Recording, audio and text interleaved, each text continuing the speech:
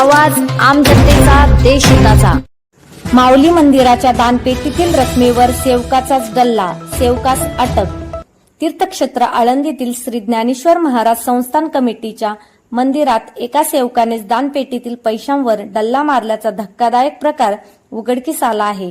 मंदिरातील दानपेटीतून पैसे काढून ते कॅशियर रूममध्ये जमा करण्याची जबाबदारी असताना आरोपीने तब्बल 3 दिवस नजर चुकवून 15,000 रुपयांची रोकड चोरून नेली।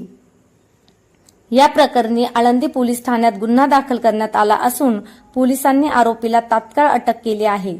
विशाल बाळू वारुळे, वय 33 वर्ष, राहणार फ्लॅट नंबर 206, कार्तिकी हाईट्स, 24 वाडी, तालुका हवेली, जिल्हा पुणे, मूळ गाव वारुळवाडी, नारायणगाव, तालुका जुन्नर असे अटक करण्यात आलेल्या आरोपी सेवकाचे नाव आहे।